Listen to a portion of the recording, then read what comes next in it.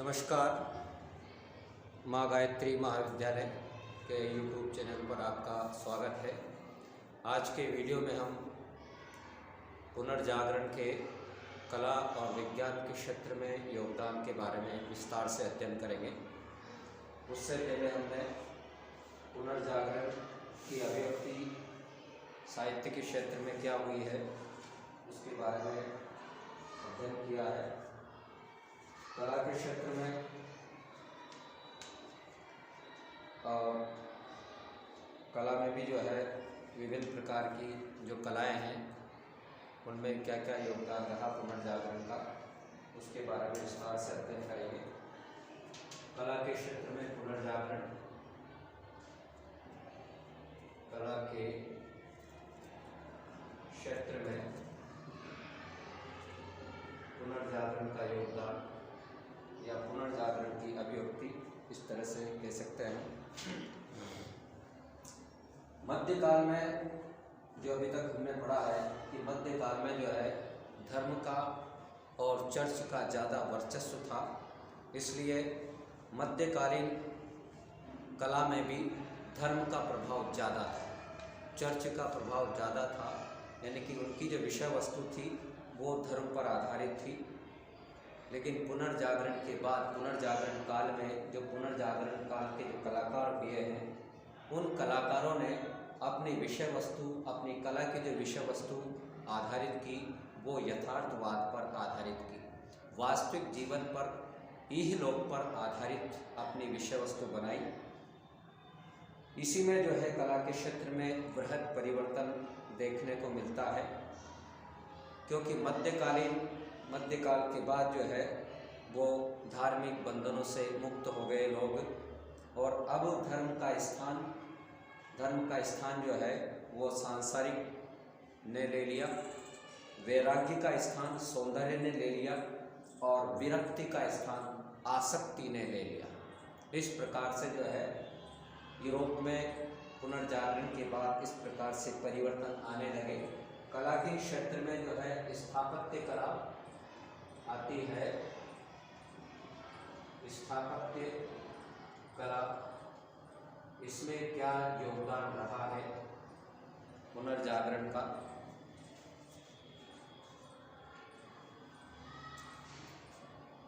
स्थापत्य कला में प्रारंभ में एक शैली अपनाई जाती थी, प्रारंभिक शैली, और प्रारंभ शैली थी वो गॉथिक शैली। गॉथिक शैली के नाम से जाना जाता था उसको, भवन निर्माण की, और अधिकांश भवनों का निर्माण जो है वो इसी शैली में हुआ था।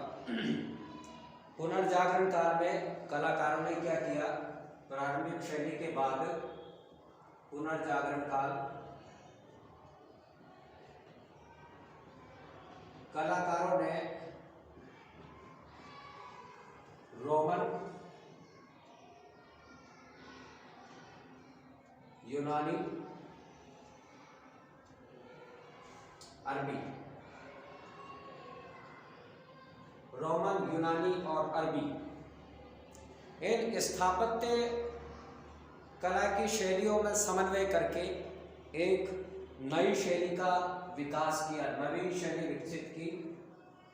इनके मिश्रण से एक नवीन शैली बनाई गई, नवीन शैली का विकास किया। और नवीन शैली की विशेषता यह थी इसकी कि भवनों में श्रृंगार,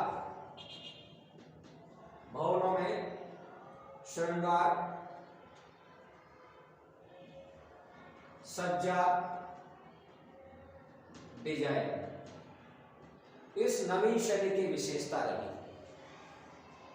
भवन जो है अब सुंदर बनाए जाने लगे, डिजाइनदार बनाए जाने लगे इस नवीन शैली के विकास से।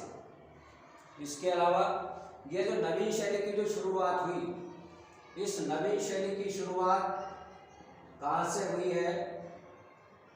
वो शुरुआत हुई है इटली से। इटली से जो है नवीन शैली का विकास हुआ, यहीं से प्रारंभ हुआ नवीन शैली का, और यह नवीन शैली फिर जो है अन्य देशों में फैलती गई। इसमें जो है भवनों में गोल मेहराबों को अपनाया गया, गोल मेहराब बनाए जाने लगे। इटली के जो धनी व्यापारी लोग थे, इन धनी व्यापारी लोगों ने जो है इन नवीन शैली को संरक्षण प्रदान किया और सजावटी सामानों का संग्रह इनके द्वारा, इन धनी लोगों के द्वारा किया जाने लगा। अब पहले क्या था, नुकीले मेहराब बनाए जाते थे भवनों में, अब नुकीले मेहराबों के स्थान पर अब गोल मेहराब बनाए जाने लगे पुनर्जागरण के बाद।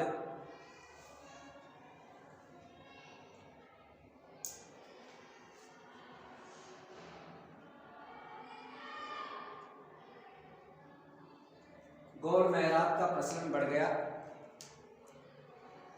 और इसी में जो है भवनों की ऊंचाई पहले ज़्यादा होती थी, अब भवनों की ऊंचाई को कम कर दिया गया। इस पुनर्जागरण काल का नवीन शैली के दौरान सर्वोत्कृष्ट नमूना जो है या सर्वोत्कृष्ट उदाहरण जो देखने को मिलता है वो संत पीटर का गिरजाघर देखने को मिलता है, वो इसी शैली का बनाया गया था। फ्रांस के सम्राट इसने भी जो है इस नवीन शैली को आश्रय दिया अपने यहाँ पर, और इटली के जो बहुत अच्छे जो कलाकार थे स्थापत्य कला के, उन कलाकारों को जो है पेरिस में आमंत्रित किया और उनको संरक्षण प्रदान किया। इस प्रकार से स्थापत्य कला के शैली में पुनर्जागरण की अभिव्यक्ति देखने को मिलती है। उसके बाद दूसरी कला आती है चित्रकला।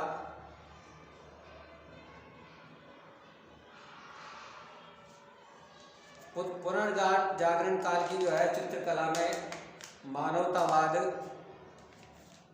की विषय वस्तु, सहिष्णुता की विषय वस्तु वो देखने को मिलती है चित्रकला में।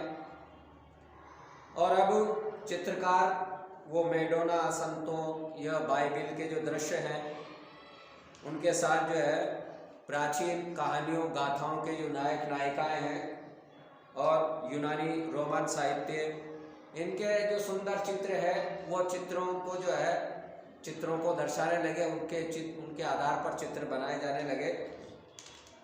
और 14वीं सदी तक जो अधिकांश जो चित्रकार हुए हैं उन चित्रकारों ने प्राचीन एक शैली होती है, वो शैली का नाम है बाइजेंटाइन शैली या बाइजेंटाइन कला, इस प्रकार की कला को अपनाया। सर्वप्रथम जो है ये जिएटो जो परंपरावादी बाइजेंटाइन शैली के स्थान पर इन्होंने प्राकृतिक क्षेत्र को अपना करके चित्रकला को एक नया मार्ग प्रदान किया। किसने प्रदान किया? ये शैली क्या है? ये है बाइजेंटाइन कला। बाइजेंटाइन कला का विकास हुआ। बाइजेंटाइन कला के बाद जो है ये परंपरावादी हुए हैं चित्रकार जिएटो, और जिएटो ने किस कला को अपनाया है? वो अपनाया है चित्रकला की परंपरावादी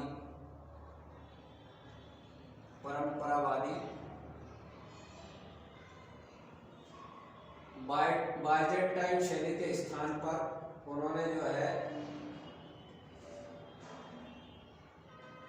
प्राकृतिक क्षेत्र को ज्यादा प्रधानता दी है जिएटो ने। यह प्राकृतिक क्षेत्र को अपना करके एक नया मार्ग खोल दिया इसने जिएटो ने चित्रकला के क्षेत्र में। चित्रकला के क्षेत्र में वैसे बहुत सारे चित्रकार माने हुए चित्रकार उस समय हुए। उन्हीं चित्रकारों में से सबसे प्रमुख चित्रकार माने जाते हैं वो है लियोनार्डो दा विंची। यह प्रमुख चित्रकार माने जाते हैं और सभी शैलियों से भिन्न पुनर्जागरण काल की यह महान विभूति लियोनार्डो दा विंची एक संपन्न कलाकार थे और इस कलाकार को मेदिनी परिवार, मिलन परिवार और फ्रांस के शासकों ने संरक्षण प्रदान किया था लियोनार्डो दा विंची को। मोनालिसा और लास्ट सपर, इनकी जो महत्वपूर्ण कृति है लियोनार्डो दा विंची की, वो महत्वपूर्ण कृति किस नाम से जानी जाती है? वो है मोनालिसा द लास्ट सपर, अर्थात इसका मतलब है द लास्ट सपर का वो है अंतिम भोजन। अंतिम भोजन, ये दो कृतियां जो है लियोनार्डो दा विंची की सबसे महत्वपूर्ण विश्वविख्यात कृति है। सर्वश्रेष्ठ चित्र माने जाते हैं ये इनके, और इनकी शैली में मौलिकता की झलक देखने को मिलती है। लियोनार्डो दा विंची की चित्रकला में मानव शरीर का बहुत मनोयोग से इन्होंने चित्रण किया है अपने चित्रों में, और मानव शरीर का गहन अध्ययन भी किया है। मानव की विभिन्न मुद्राओं में चित्रण इनके द्वारा विशेष रूप से किया गया है। अगले चित्रकार हुए हैं इसी काल के, उनमें है माइकल एंजेलो।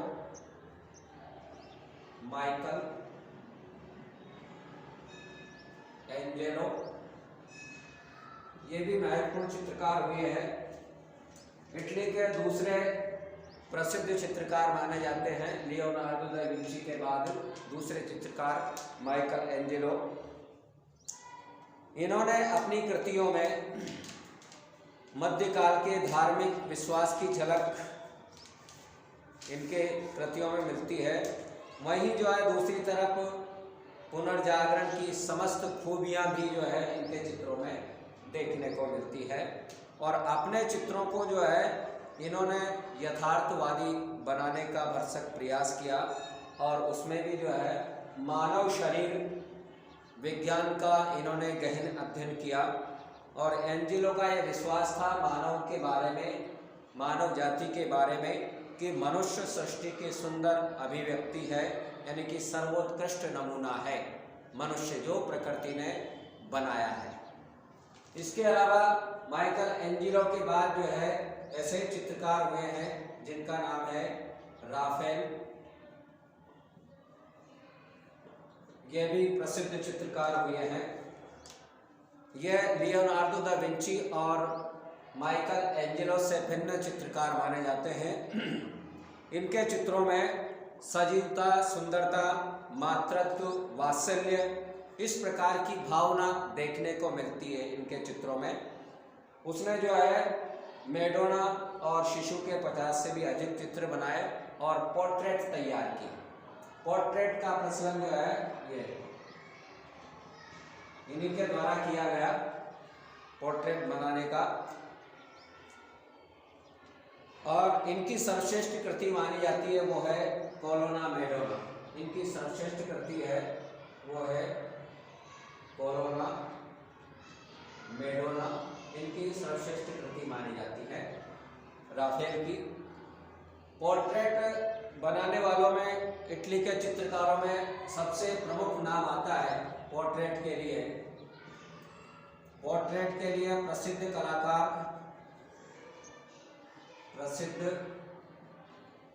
कलाकार माने जाते हैं इटली के ये भी। इनका नाम है पिरिन। पोर्ट्रेट के लिए विख्यात माने जाते हैं, पोर्ट्रेट चित्रकारी के लिए ये सर्वप्रमुख चित्रकार माने जाते हैं। यह है चित्रकला के क्षेत्र में पुनर्जागरण की अभिव्यक्ति। उसके बाद चित्रकला के बाद जो है कला के क्षेत्र में अगला क्षेत्र आता है वो है मूर्तिकला। मूर्तिकला में पुनर्जागरण का क्या प्रभाव देखने को मिला है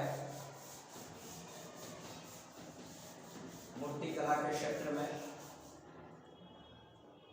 अगली कला है वो है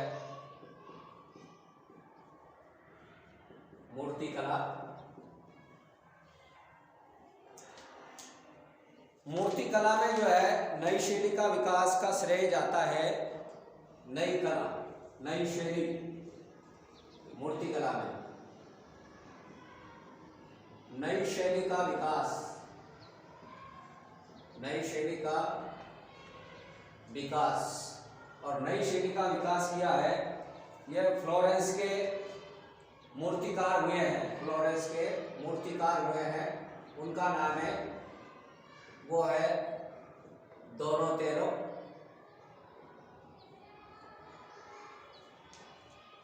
यह मूर्तिकार का नाम है डोनातेलो। इनका विशेष योगदान माना जाता है नवी शैली के विकास में। और उनके द्वारा जो मूर्तियां बनाई गई है उनके जो विषय थे वो मानव जीवन पर आधारित थे। दोनों तेलों के मूर्ति में जो है जो विषय आधारित थे वो मानव जीवन पर आधारित थे। जबकि मध्यकाल में जो मूर्तियां बनाई जाती थी उनकी विषय वस्तु जो है वो धर्म पर आधारित होती थी। पुनर्जागरण काल में मूर्तिकारों का विषय जो है वो मानव जीवन से संबंधित हो गया और जैसे खेलते हुए बच्चे, सामान्य मनुष्यों के सिर, इनकी मूर्तियां जो है वो बनाई जाने लगी और दोनों तेलों के द्वारा निर्मित वेनिस की संत पाल, दोनों तेलों के द्वारा क्या बनाई गई, संत पाल की आदमकद मूर्ति, आदमकद मूर्ति यह इनकी सर्वश्रेष्ठ कृति मानी जाती है, सर्वश्रेष्ठ मूर्ति मानी जाती है ये दोनों तेलों की। पुनर्जागरण ने जो है इस मूर्ति कला में जो है वास्तविक के रूप में एक नया क्षेत्र पैदा किया और वो नया क्षेत्र जो है वो वास्तुविद कहलाता है। और ये वास्तुविद का प्रमुख काम था भवनों की डिजाइन तैयार करना, यह मूर्ति कला के क्षेत्र में। उसके बाद कला में जो है अगली है संगीत कला। संगीत कला के क्षेत्र में पुनर्जागरण का योगदान। मध्यकाल में जो वाद्य यंत्र होते थे संगीत के क्षेत्र में, अब उनके स्थान पर जो है नए नए वाद्य यंत्रों का आविष्कार होने लगा, जिसमें वाद्य यंत्रों में अब कौन से वाद्य यंत्रों का आविष्कार होने लगा, उनमें है वाद्य यंत्रों में हार्पसिकार्ड,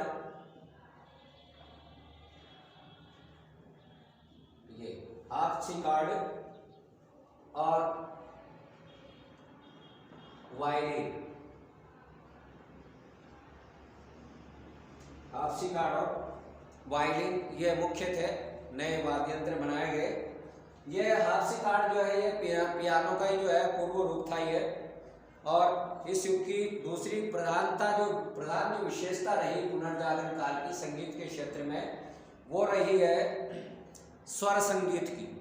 स्वर संगीत की प्रधानता इस पुनर्जागरण के प्रभाव की वजह से जो है धार्मिक और लौकिक संगीत का भेदभाव जो था पहले, वो अब भेदभाव जो है समाप्त हो गया और संगीत के क्षेत्र में पुनर्जागरण ने एक गायक की ध्वनियों का संपादित किया जाने लगा और दो प्रकार की लंबी नाटकीय रचनाओं का जन्म हुआ। वो दो प्रकार की नाटकीय रचना कौन सी थी इसमें संगीत के क्षेत्र में? नाटकीय रचना, नाटकीय रचनाओं में एक तो थी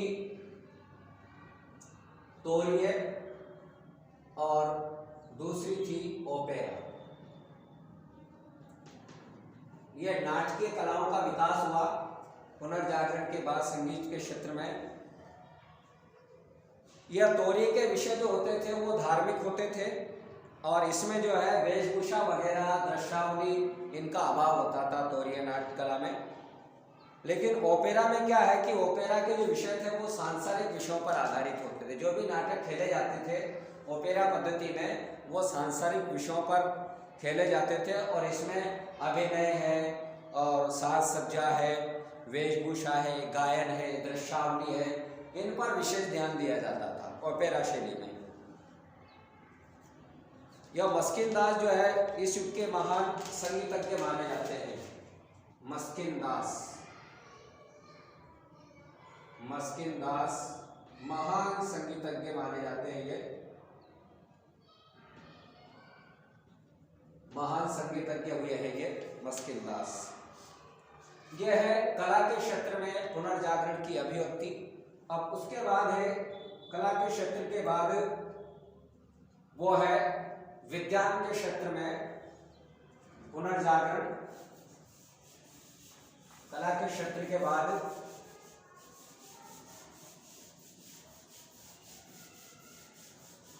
विज्ञान के क्षेत्र में पुनर्जागरण का क्या प्रभाव देखने को मिलता है।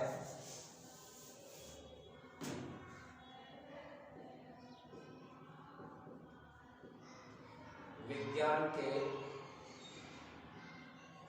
क्षेत्र में पुनर्जागरण,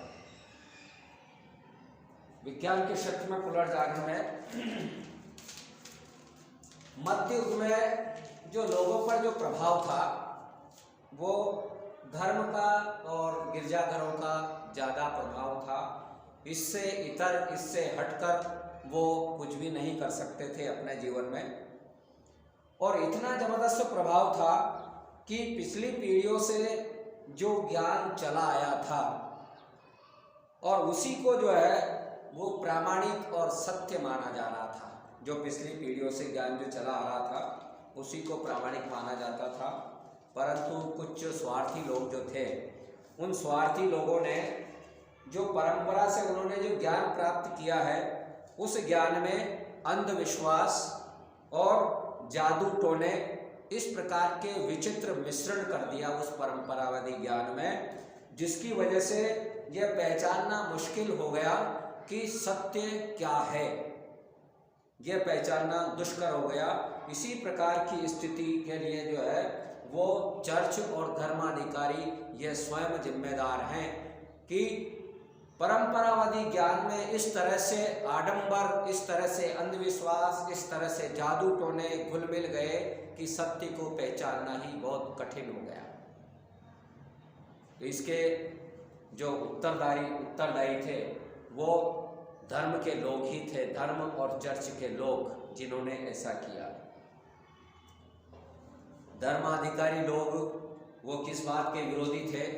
उस समय जो है स्वतंत्र चिंतन के विरोधी थे। लोगों को स्वतंत्र चिंतन की छूट नहीं थी। धर्म के इतर जो है जाकर के वो स्वतंत्र चिंतन करे।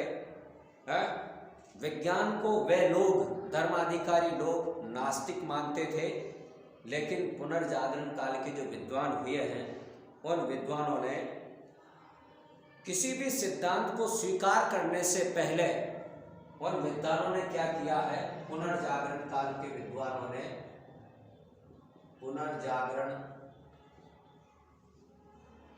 काल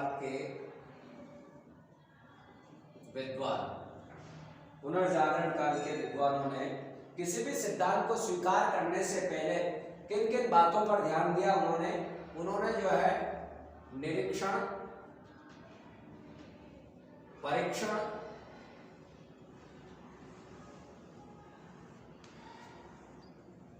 अन्वेषण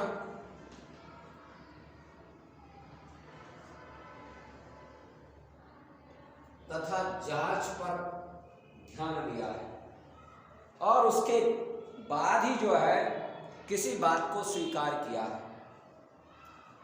इससे क्या हुआ? इससे जो है नए आविष्कार को बल मिला, नए आविष्कार और खोजों का मार्ग प्रशस्त हुआ। इससे जो है नए आविष्कार होने लगे। इस प्रकार की भावना के विकास से नए आविष्कार और खोजों को बल मिला। किस प्रकार की भावना से? निरीक्षण, परीक्षण, अन्वेषण, जांच की भावना से जो है नए आविष्कार, खोजों को बल मिला, इसका मार्ग प्रशस्त हुआ, जिसके परिणाम स्वरूप इतने नए परिवर्तन हुए कि लोग जो है इस प्रकार के परिवर्तनों को वैज्ञानिक क्रांति मानने लगे। वैज्ञानिक क्रांति के नाम से उसको पुकारने लगे, और वैज्ञानिक क्रांति यह पुनर्जागरण की सबसे बड़ी देन मानी जाती है। इससे क्या हुआ? इससे जो है वैज्ञानिक क्रांति आई। आविष्कार और खोजों से वैज्ञानिक क्रांति का जन्म हुआ। वैज्ञानिक क्रांति का जन्म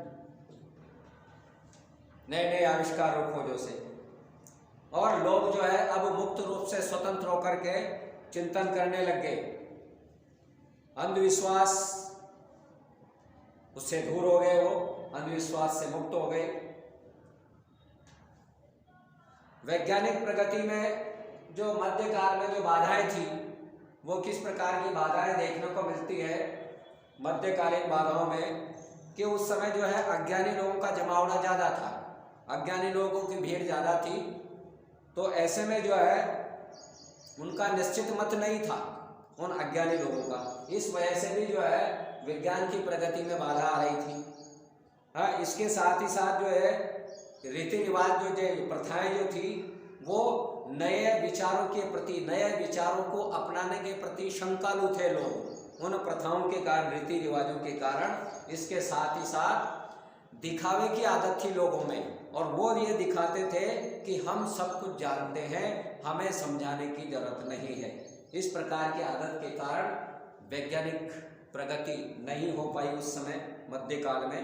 इसके अलावा जो भी प्रमाण मिले वो दुर्लभ थे, अयोग्य थे।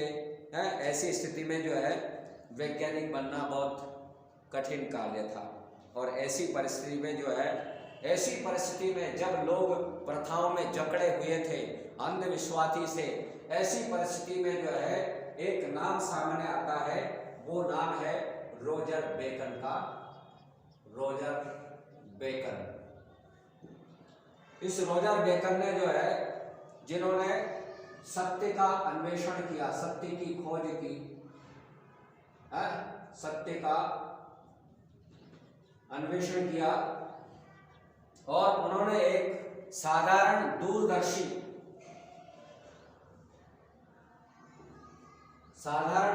का निर्माण किया, वस्तुओं, धातुओं का प्रयोग किया, और अनेक सिद्धांत इन्होंने प्रतिपादित किए रोजर बेकन ने। इनके सिद्धांतों पर चलकर अन्य वैज्ञानिकों को सहायता मिली। अन्य वैज्ञानिकों ने अनेक प्रकार की उपलब्धियां हासिल की। उन वैज्ञानिकों ने क्या क्या उपलब्धियां हासिल की, उनमें है, उन्हीं वैज्ञानिकों में है टालमी, खगोल शास्त्री हुए हैं टालमी। ये क्या है? ये खगोल शास्त्री। टालमी ने क्या योगदान दिया है? इन्होंने एक मत का प्रतिपादन किया। टालमी ने किस मत का प्रतिपादन किया? कि पृथ्वी ब्रह्मांड के बीचों बीच स्थित है। कौन सा मत इन्होंने प्रस्तुत किया? पृथ्वी ब्रह्मांड के बीचों बीच है।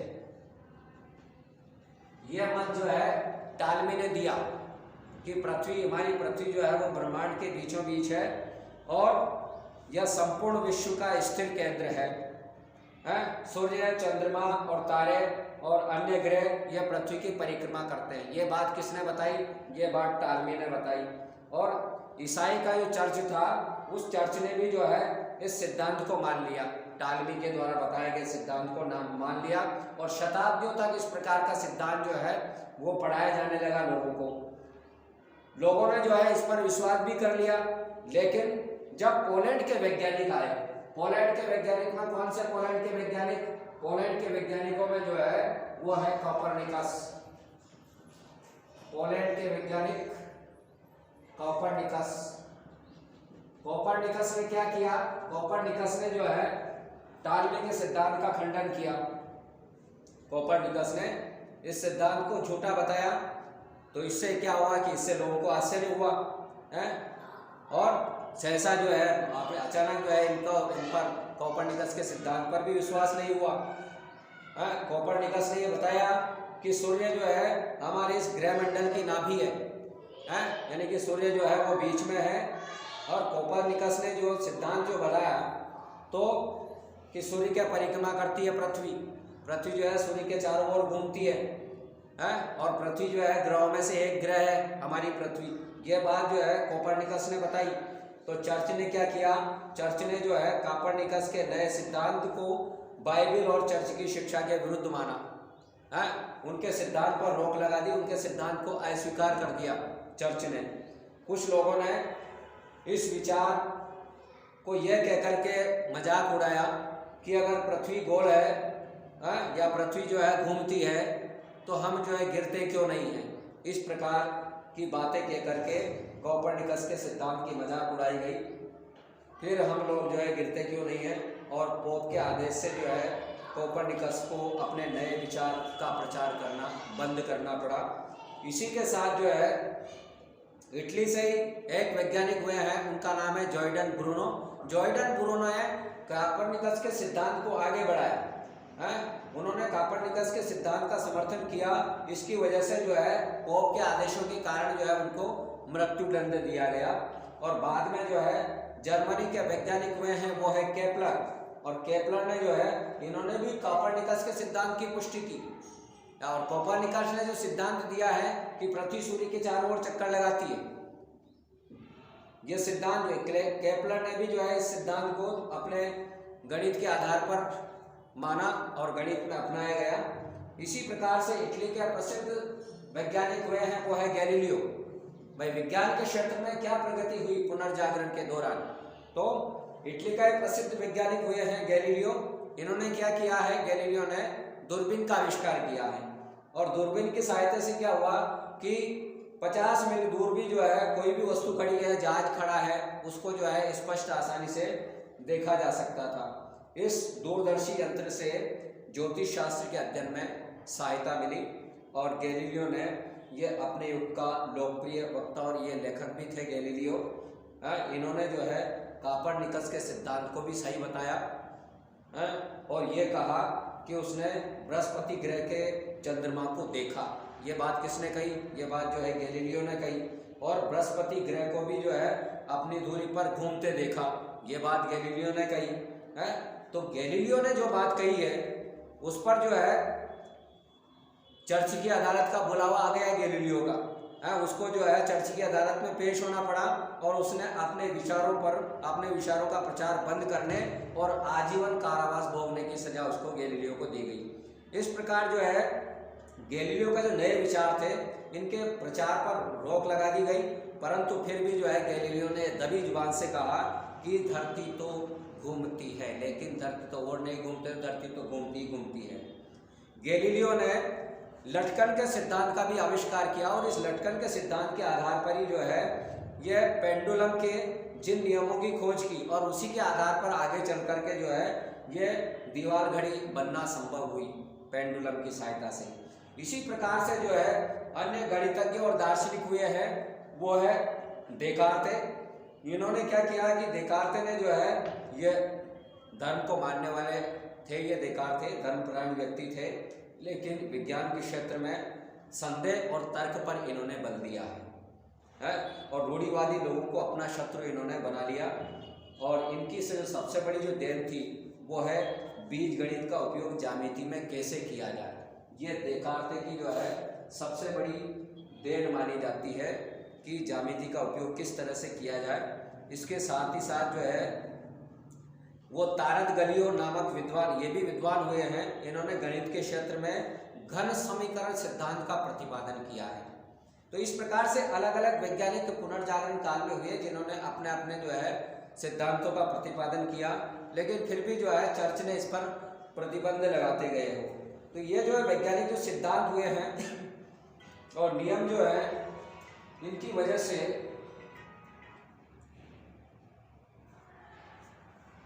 इनको वैज्ञानिकों की प्रकृति यानी कि प्रकृति को समझने में सहायता मिली, ये जो वैज्ञानिक आविष्कार हुए हैं।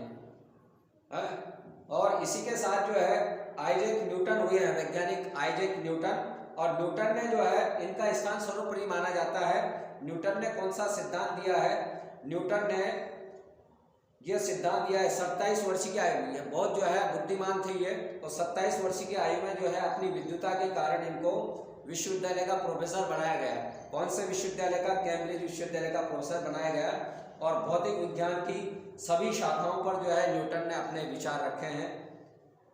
परंतु न्यूटन का सर्वाधिक महान और अत्यधिक जो योगदान रहा वो है गुरुत्वाकर्षण शक्ति का सिद्धांत। गुरुत्वाकर्षण का सिद्धांत जो है इन्होंने दिया है न्यूटन ने। जब वह युवा था तब जो है ये जानकारी प्राप्त कर ली थी इन्होंने, और इसी के साथ जो है इन्होंने कहा था कि चंद्रमा पृथ्वी का चक्कर लगाता है, और अन्य ग्रह जो है सूर्य की परिक्रमा करते हैं। वहीं जो वस्तुएं, जो छोड़ी गई वस्तुएं जो नीचे गिराती है, परंतु उसमें अपनी यह जानकारी वो लोगों तक नहीं दी, अपने तक ही सीमित रखी। 1687 में जो है उन्होंने एक पुस्तक लिखी, वो पुस्तक न्यूटन की पुस्तक थी प्रिंसिपियो। इस प्रिंसिपियो ने जो है इस सिद्धांत के बारे में बताया गया है, और गुरुत्वाकर्षण के सिद्धांत ने संपूर्ण वैज्ञानिक जगत में काफ़ी हलचल मचा दी न्यूटन का गुरुत्वाकर्षण का सिद्धांत। और न्यूटन ने जो है सिद्धांत जो है कि प्रत्येक वस्तु पृथ्वी को आकर्षण शक्ति के कारण ऊपर से पृथ्वी की ओर खींचती है और पृथ्वी अन्य सभी ग्रहों को भी जो है अपनी ओर खींचे रखती है। इस सिद्धांत का लोगों पर भी भारी प्रभाव पड़ा, गैलीलियो के सिद्धांत का, न्यूटन के सिद्धांत का, और लोगों को पता चला कि हमारी पृथ्वी वो धर्मशास्त्रों के अनुसार नहीं चलती है या कोई देवयोग या आकस्मिक घटना नहीं है, अपितु ये एक ऐसी वस्तु है जो प्रकृति के सुव्यवस्थित नियमों के अनुसार चल रही है। इसी के साथ जो है रसायन शास्त्र में भी महत्वपूर्ण योगदान रहा यह हेलमार्ट का। इन्होंने कार्बन डाइऑक्साइड गैस का निर्माण किया और सिद्ध किया कि गैस और हवा वो जो है अलग अलग है। और इसी प्रकार से जो है चिकित्सा के क्षेत्र में जो है यह नीदरलैंड के वेसिलियस हुए हैं। इन्होंने मानव शरीर की बनावट नामक पुस्तक की रचना की है और इसमें बताया गया है कि मानव शरीर की बनावट को समझने के लिए यह शल्य चिकित्सा का व्यवहारिक ज्ञान होना आवश्यक है, यह बात इन्होंने कही। इसी प्रकार से जो है इंग्लैंड के वैज्ञानिक हुए हैं विलियम हार्वे, और विलियम हार्वे ने भी क्या बताया है, विलियम हार्वे ने जो है रक्त संचरण के बारे में बताया है कि हृदय जो है रक्त को धमनियों द्वारा सारे शरीर में फेंकता है और शिराओं द्वारा वापस लेता है। और इसी खोज के कारण रक्त संचरण परिसंचरण की खोज के कारण ही जो है हृदय और ग्रंथियों के रोगों की चिकित्सा संपन्न हो पाई है, इन्हीं के विलियम हार्वे के कारण ही। यानी कि शारीरिक चिकित्सा में जो है महत्वपूर्ण योगदान ये विलियम हार्वे का माना जाता है। तो इस प्रकार से जो है पुनर्जागरण का ये विज्ञान के क्षेत्र में महत्वपूर्ण योगदान रहा। बाकी अन्य क्षेत्रों में और क्या योगदान रहा, बाकी अन्य और जो टॉपिक क्या बचे हैं, ये तो था कला के क्षेत्र में, विज्ञान के क्षेत्र में ये पुनर्जागरण का योगदान। बाकी इससे संबंधित टॉपिक का हम अगले वीडियो में विस्तार से अध्ययन करेंगे। धन्यवाद।